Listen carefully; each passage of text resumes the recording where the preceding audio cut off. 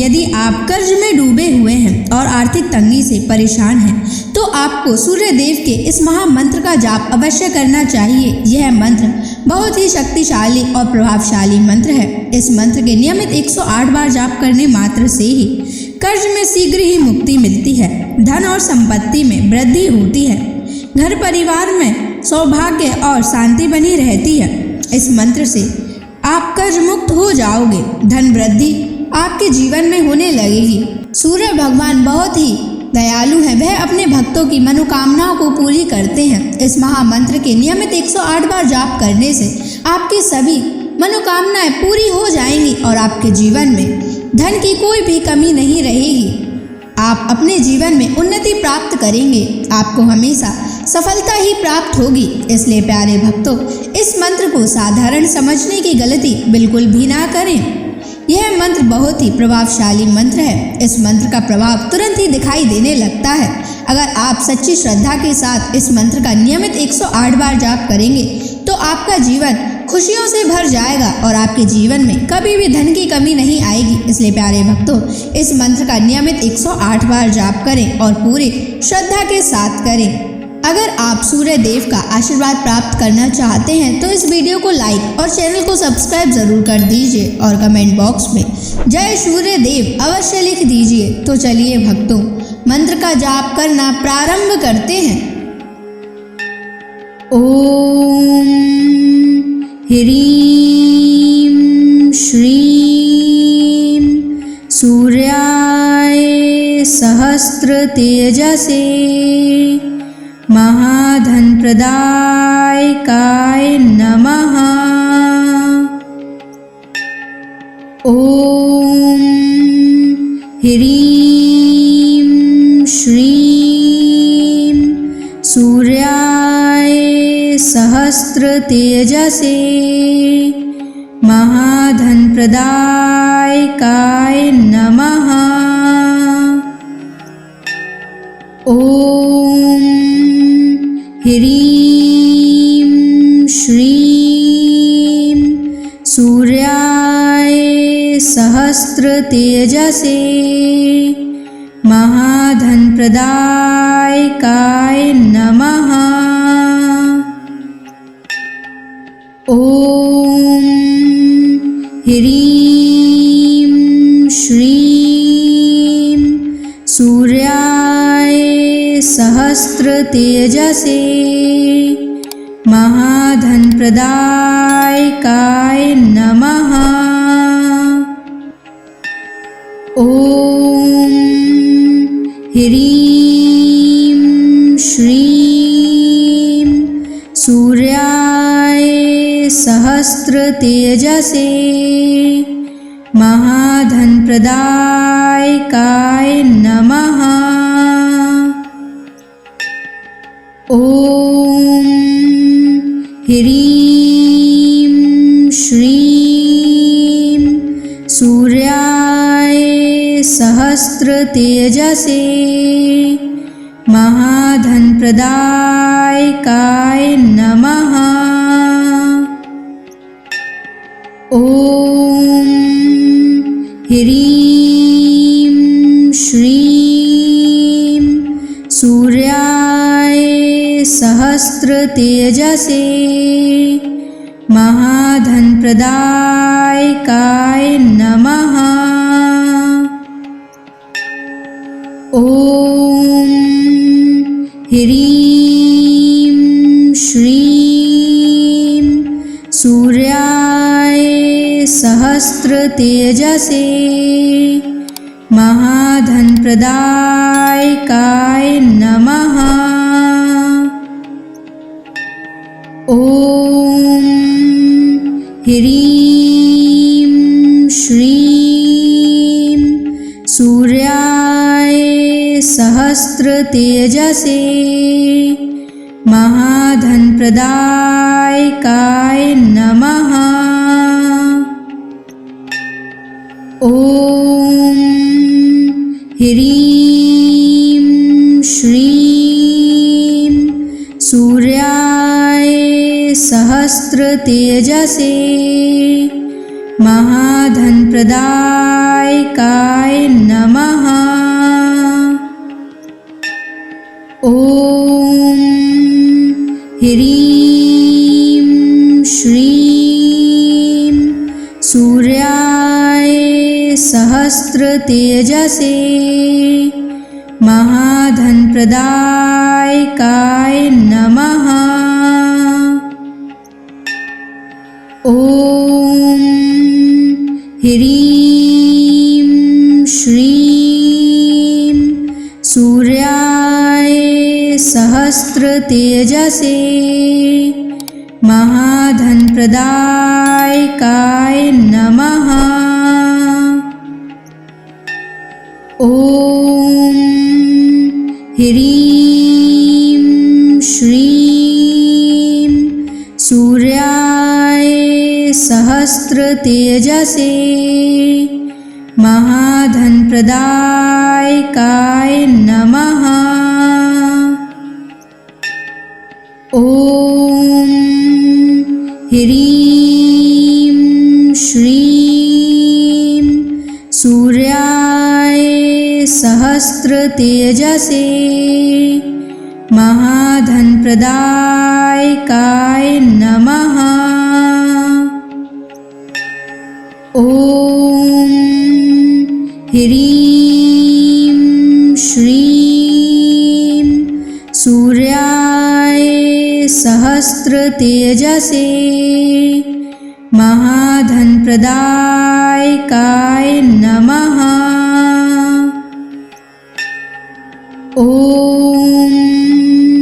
ह्रीं श्रीं सूर्याय सहस्रतेजसे महाधनप्रदायकाय नमः। ॐ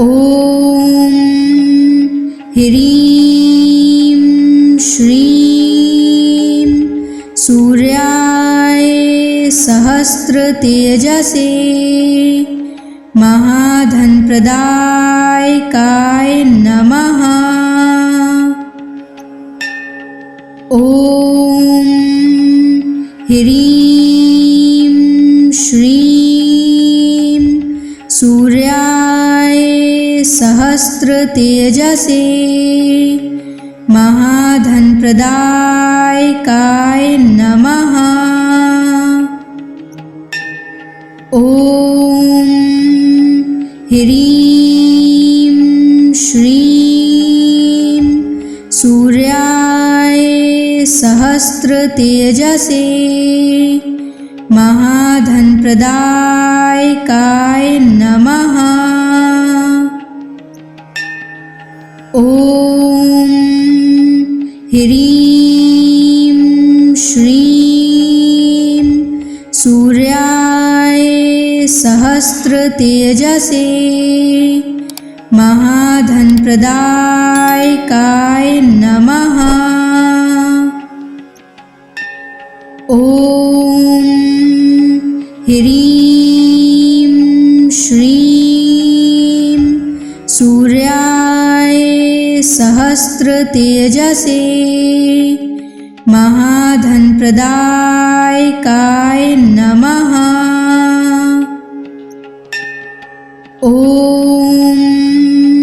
ह्रीं श्रीं सूर्याय सहस्रतेजसे महाधनप्रदायकाय नमः।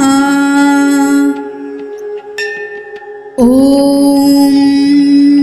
ह्रीं श्रीं सूर्याय सहस्रतेजसे महाधनप्रदायकाय नमः। ॐ ह्रीं श्रीं सूर्याय सहस्रतेजसे महाधनप्रदायकाय नमः। ॐ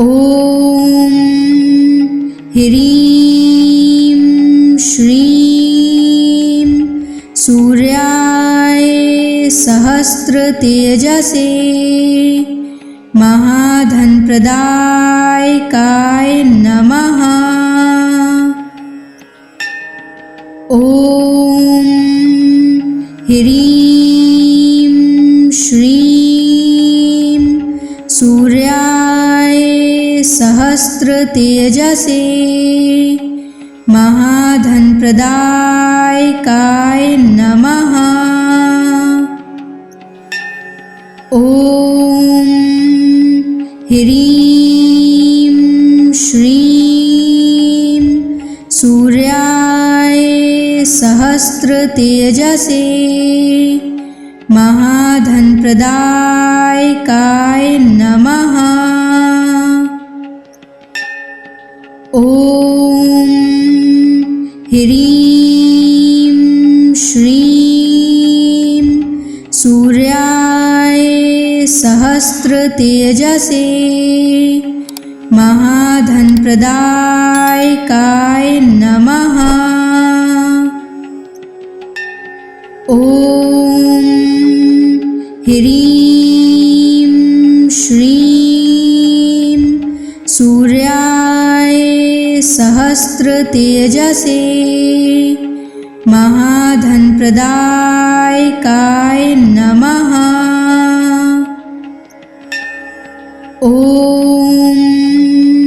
ह्रीं श्रीं सूर्याय सहस्रतेजसे महाधनप्रदायकाय नमः। ॐ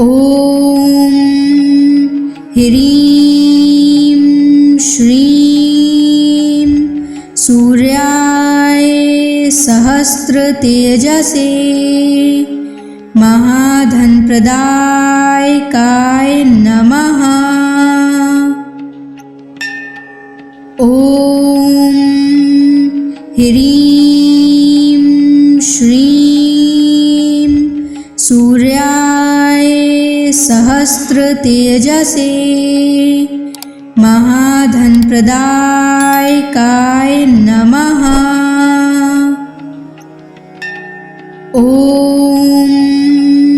ह्रीं श्रीं सूर्याय सहस्रतेजसे महाधनप्रदायकाय नमः। ॐ ह्रीं श्रीं सूर्याय सहस्रतेजसे महाधनप्रदायकाय नमः। ॐ ह्रीं श्रीं सूर्याय सहस्रतेजसे महाधनप्रदायकाय नमः। ॐ ह्रीं श्रीं सूर्याय सहस्रतेजसे महाधनप्रदायकाय नमः। ॐ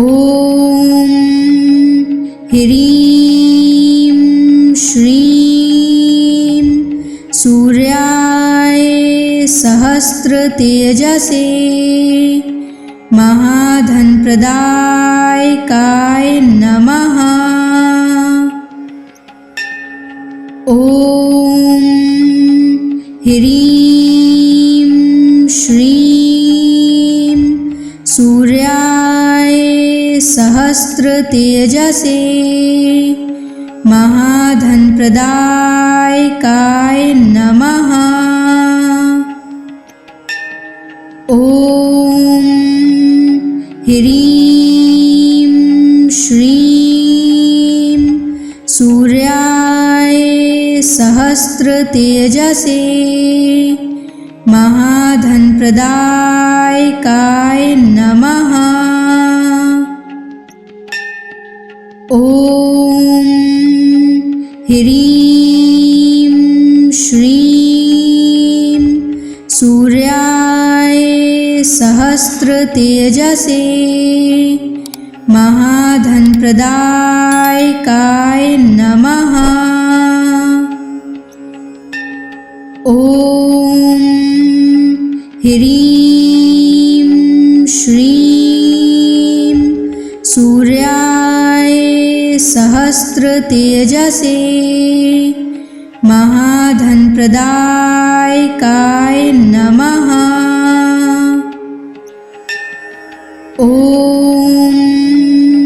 ह्रीं श्रीं सूर्याय सहस्त्रतेजसे महाधनप्रदायकाय नमः। ॐ ह्रीं श्रीं सूर्याय सहस्त्रतेजसे महाधनप्रदायकाय नमः। ॐ ह्रीं श्रीं सूर्याय सहस्त्रतेजसे महाधनप्रदायकाय नमः। ॐ ह्रीं श्रीं सूर्याय सहस्त्रतेजसे महाधनप्रदायकाय नमः। ॐ ह्रीं श्रीं सूर्याय सहस्त्रतेजसे महाधनप्रदायकाय नमः। ॐ ह्रीं श्रीं सूर्याय सहस्त्रतेजसे महाधनप्रदायकाय नमः। ॐ ह्रीं श्रीं सूर्याय सहस्त्रतेजसे महाधनप्रदायकाय नमः। ॐ ह्रीं श्रीं सूर्याय सहस्त्रतेजसे महाधनप्रदायकाय नमः। ॐ ह्रीं श्रीं सूर्याय सहस्त्रतेजसे महाधनप्रदायकाय नमः। ॐ ह्रीं श्रीं सूर्याय सहस्त्रतेजसे महाधनप्रदायकाय नमः। ॐ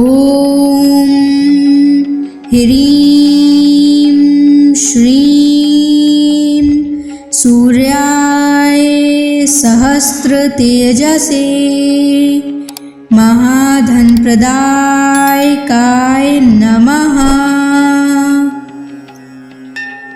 ॐ ह्रीं श्रीं सूर्याय सहस्त्रतेजसे महाधनप्रदायकाय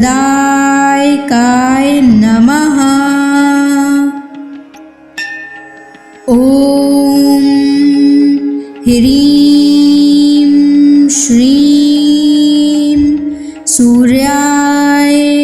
सहस्रतेजसे महाधनप्रदायकाय नमः। ॐ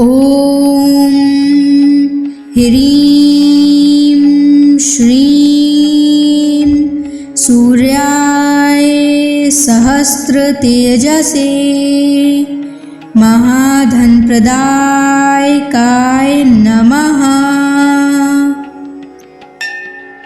ॐ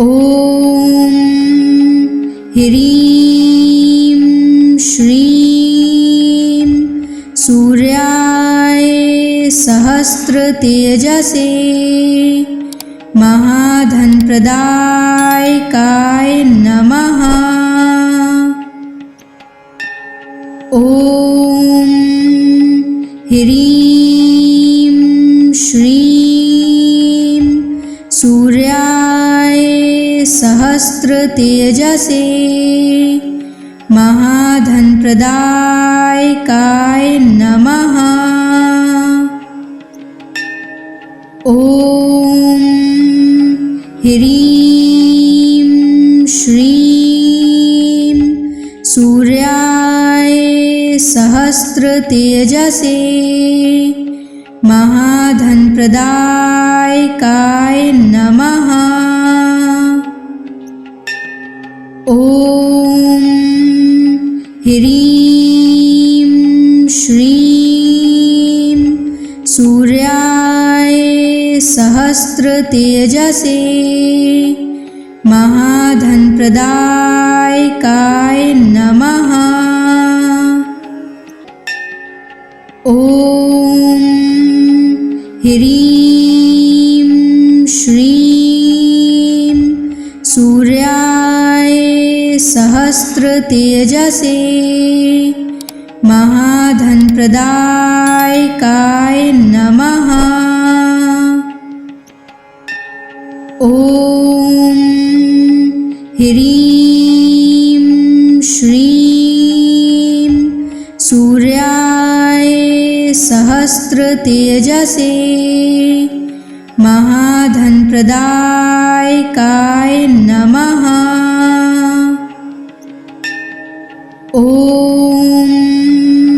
ह्रीं श्रीं सूर्याय सहस्रतेजसे महाधनप्रदायकाय नमः। ॐ ह्रीं श्रीं सूर्याय सहस्रतेजसे महाधनप्रदायकाय नमः। ॐ ह्रीं श्रीं सूर्याय सहस्रतेजसे महाधनप्रदायकाय नमः। ॐ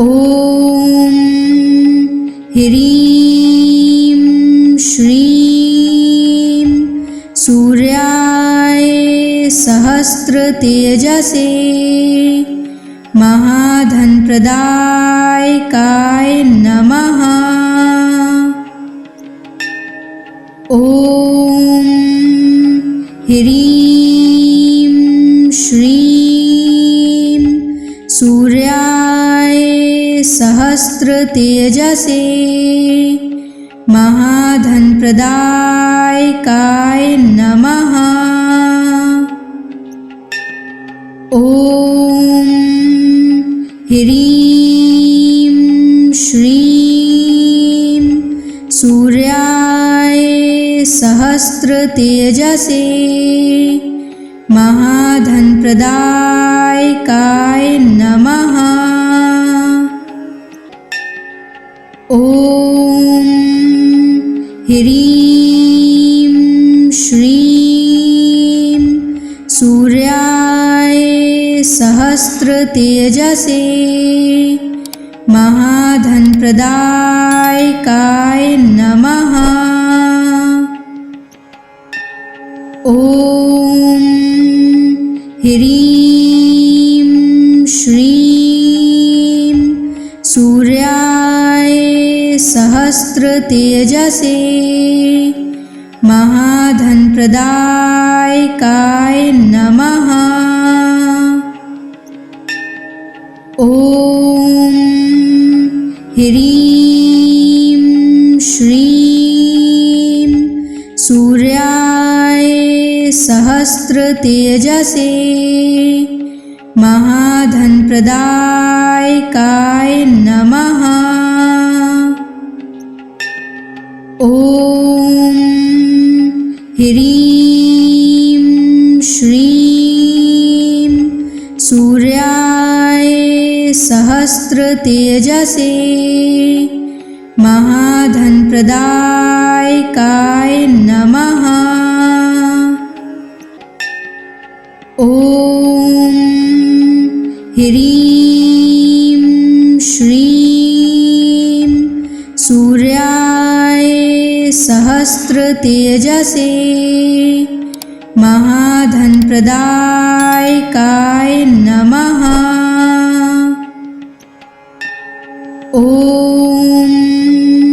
ह्रीं श्रीं सूर्याय सहस्रतेजसे महाधनप्रदायकाय नमः। ॐ ह्रीं श्रीं सूर्याय सहस्रतेजसे महाधनप्रदायकाय नमः। ॐ ह्रीं श्रीं सूर्याय सहस्रतेजसे महाधनप्रदायकाय नमः। ॐ ह्रीं श्रीं सूर्याय सहस्रतेजसे महाधनप्रदायकाय नमः। ॐ ह्रीं श्रीं सूर्याय सहस्रतेजसे महाधनप्रदायकाय नमः। ॐ ह्रीं श्रीं सूर्याय सहस्रतेजसे महाधनप्रदायकाय नमः। ॐ ह्रीं श्रीं सूर्याय सहस्रतेजसे महाधनप्रदायकाय नमः। ॐ ह्रीं श्रीं सूर्याय सहस्रतेजसे महाधनप्रदायकाय नमः। ॐ ह्रीं श्रीं सूर्याय सहस्रतेजसे महाधनप्रदायकाय नमः। ॐ ह्रीं श्रीं सूर्याय सहस्रतेजसे महाधनप्रदायकाय नमः। ॐ ह्रीं श्रीं सूर्याय सहस्रतेजसे महाधनप्रदायकाय नमः। ॐ ह्रीं श्रीं सूर्याय सहस्रतेजसे महाधनप्रदायकाय नमः। ॐ ह्रीं श्रीं सूर्याय सहस्रतेजसे महाधनप्रदायकाय नमः। ॐ ह्रीं श्रीं सूर्याय सहस्रतेजसे महाधनप्रदायकाय नमः। ॐ ह्रीं श्रीं सूर्याय सहस्रतेजसे महाधनप्रदायकाय नमः। ॐ ह्रीं श्रीं सूर्याय सहस्रतेजसे महाधनप्रदायकाय नमः। ॐ ह्रीं श्रीं सूर्याय सहस्रतेजसे महाधनप्रदायकाय नमः। ॐ ह्रीं श्रीं सूर्याय सहस्रतेजसे महाधनप्रदायकाय नमः। ॐ ह्रीं श्रीं सूर्याय सहस्रतेजसे महाधनप्रदायकाय नमः। ॐ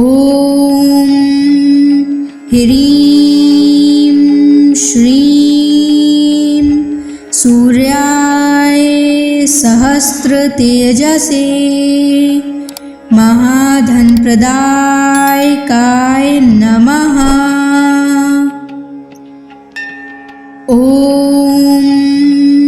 ह्रीं श्रीं सूर्याय सहस्रतेजसे महाधनप्रदायकाय नमः। ॐ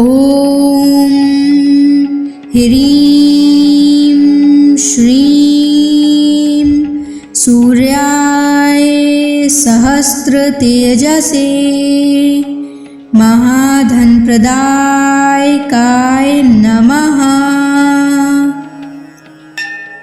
ॐ ह्रीं श्रीं सूर्याय सहस्रतेजसे महाधनप्रदायकाय नमः। ॐ ह्रीं श्रीं सूर्याय सहस्रतेजसे महाधनप्रदायकाय नमः। ॐ ह्रीं श्रीं सूर्याय सहस्रतेजसे महाधनप्रदायकाय नमः। ॐ ह्रीं श्रीं सूर्याय सहस्रतेजसे महाधनप्रदायकाय नमः। ॐ ह्रीं श्रीं सूर्याय सहस्रतेजसे महाधनप्रदायकाय नमः। ॐ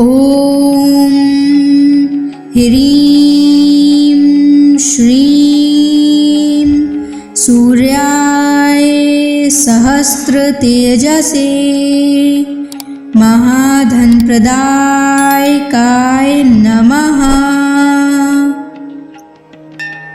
ॐ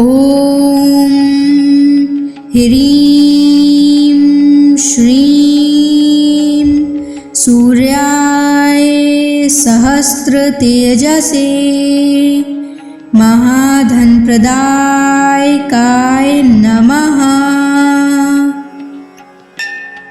ॐ ह्रीं श्रीं सूर्याय सहस्रतेजसे महाधनप्रदायकाय नमः। ॐ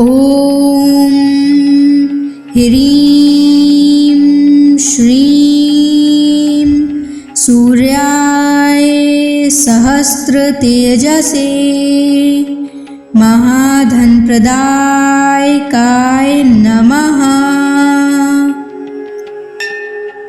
ॐ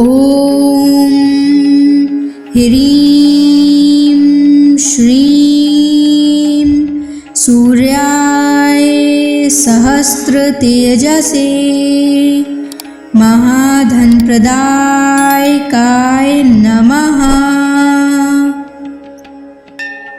ॐ ह्रीं श्रीं सूर्याय सहस्रतेजसे महाधनप्रदायकाय नमः। ॐ ह्रीं श्रीं सूर्याय सहस्रतेजसे महाधनप्रदायकाय नमः। ॐ ह्रीं श्रीं सूर्याय सहस्रतेजसे महाधनप्रदायकाय नमः। ॐ ह्रीं श्रीं सूर्याय सहस्रतेजसे महाधनप्रदायकाय नमः। ॐ ह्रीं श्रीं सूर्याय सहस्रतेजसे महाधनप्रदायकाय नमः। ॐ ह्रीं श्रीं सूर्याय सहस्रतेजसे महाधनप्रदायकाय नमः। ॐ ह्रीं श्रीं सूर्याय सहस्रतेजसे महाधनप्रदायकाय नमः। ॐ ह्रीं श्रीं सूर्याय सहस्रतेजसे महाधनप्रदायकाय नमः। ॐ ह्रीं श्रीं सूर्याय सहस्रतेजसे महाधनप्रदायकाय नमः। ॐ ह्रीं श्रीं सूर्याय सहस्रतेजसे महाधनप्रदायकाय नमः। ॐ ह्रीं श्रीं सूर्याय सहस्रतेजसे महाधनप्रदायकाय नमः। ॐ ह्रीं श्रीं सूर्याय सहस्रतेजसे महाधनप्रदायकाय नमः। ॐ ह्रीं श्रीं सूर्याय सहस्रतेजसे महाधनप्रदायकाय नमः। ॐ ह्रीं श्रीं सूर्याय सहस्रतेजसे महाधनप्रदायकाय नमः। ॐ ह्रीं श्रीं सूर्याय सहस्रतेजसे महाधनप्रदायकाय नमः। ॐ ह्रीं श्रीं सूर्याय सहस्रतेजसे महाधनप्रदायकाय नमः। ॐ ह्रीं श्रीं सूर्याय सहस्रतेजसे महाधनप्रदायकाय नमः। ॐ ह्रीं श्रीं सूर्याय सहस्रतेजसे महाधनप्रदायकाय नमः। ॐ ह्रीं श्रीं सूर्याय सहस्रतेजसे महाधनप्रदायकाय नमः। ॐ ह्रीं श्रीं सूर्याय सहस्रतेजसे महाधनप्रदायकाय नमः। ॐ ह्रीं श्रीं सूर्याय सहस्रतेजसे महाधनप्रदायकाय नमः। ॐ ह्रीं श्रीं सूर्याय सहस्रतेजसे महाधनप्रदायकाय नमः। ॐ ह्रीं श्रीं सूर्याय सहस्रतेजसे महाधनप्रदायकाय नमः। ॐ ह्रीं श्रीं सूर्याय सहस्रतेजसे महाधनप्रदायकाय नमः। ॐ ह्रीं श्रीं सूर्याय सहस्रतेजसे महाधनप्रदायकाय नमः। ॐ ह्रीं श्रीं सूर्याय सहस्रतेजसे महाधनप्रदायकाय नमः। ॐ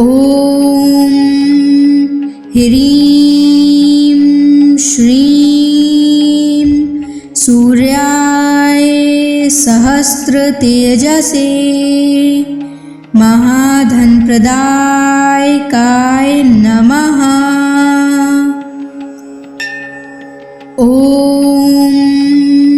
ह्रीं श्रीं सूर्याय सहस्रतेजसे महाधनप्रदायकाय नमः। ॐ ह्रीं श्रीं सूर्याय सहस्रतेजसे महाधनप्रदायकाय नमः। ॐ ह्रीं श्रीं सूर्याय सहस्रतेजसे महाधनप्रदायकाय नमः। ॐ ह्रीं श्रीं सूर्याय सहस्रतेजसे महाधनप्रदायकाय नमः। ॐ ह्रीं श्रीं सूर्याय सहस्रतेजसे महाधनप्रदायकाय नमः।